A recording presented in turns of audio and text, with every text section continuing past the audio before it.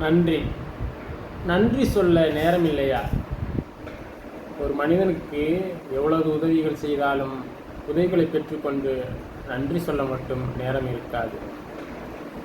நன்றி எனும் உணர்வு பொதுவாகவே எல்லாருக்கும் இருக்க வேண்டிய மிக உயரிய பண்பாகும். அதிலும் மற்றவர் நமக்கு செய்த உதவியை மறக்காமல் என்றென்றைக்கும் நன்றியுள்ளவர்களாக இருப்பது என்பதே மிகப்பெரிய பண்பாகும்.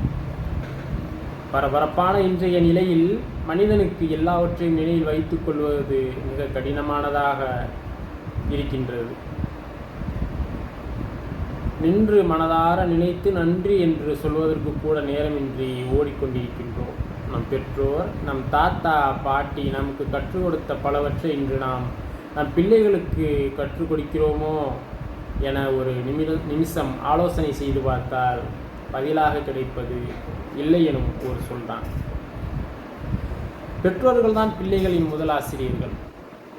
பெற்றோர்களை பார்த்துதான் பிள்ளைகள் அனைத்தும் கற்றுக்கொள்கிறார்கள். அது நன்மையானாலும் சரி, தீமையானாலும் சரி. பிள்ளைகளுக்கு அனைத்து பெற்றோர்களிடமிருந்தே முதலில் கிடைக்கின்றன என்பதால் பெற்றோர்களுக்குத்தான் முதலில் அனைத்து நல்ல குணங்களும் அமைந்திருக்க வேண்டும். பெற்றோர்கள் சரியாக நடந்து கொண்டால் பிள்ளைகள் தானாக சரியாக நடப்பார்கள். இதை செய், அதை செய் என வார்த்தையில் சொல்வதை விட செயலில் வாழ்ந்து காட்டினால் அது குழந்தைகளின் மனதில் ஆழமாய் அழியாமல் பதிந்துவிடும். பெரியவரோ சிறியவரோ அவர்கள் செய்த நன்றியை நாம் என்றைக்கும் உயிர் உள்ளவரை மறக்கக்கூடாது. யாரும் இல்லை, எல்லாம் முடிந்தது, இனி ஏதும் இல்லை என விளிம்பில் இருக்கும் அந்த சமயம் நமக்கு ஒருவர் உதவிகரம் நீட்டினார் என்றால் அந்த உதவியை ஆயுள் உள்ளவரை இதயத்தில் பத்திரமாய் வைத்து கொண்டிருந்தல் வேண்டும்.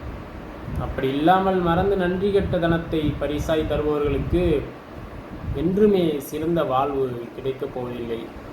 சரியான நேரத்தில் நமக்கு கை கொடுக்கும் அந்த இன்னொரு நபரின் உதவி சிறியதோ பெரியதோ, ஆனால் அதன் பலன் மட்டும் நமக்கு அந்த நேரத்தில் மிகப்பெரிய ஈடில்லா வரமாய் அமைந்திருக்கும். அந்த உதவிக்கு ஈடாக கொடுக்க இந்த உலகில் எதுவுமே இன்னும் அந்த இறைவனால் கூட படைக்கப்படவில்லை, இனி படைக்கவும் போவதில்லை. எந்த பிரதிபலனையும் எதிர்பாராமல் ஒருவர் நமக்கு உதவி செய்யும் போது அவரிடம் ஒரே ஒரு எதிர்பார்ப்பு மட்டும் நிச்சயம் இருக்கும். அவர் உதவியால் நாம் நன்றாக இருக்கிறோம் என்பதைத்தான் பார்க்க வேண்டும் என்கின்ற உணர்வுதான் அது.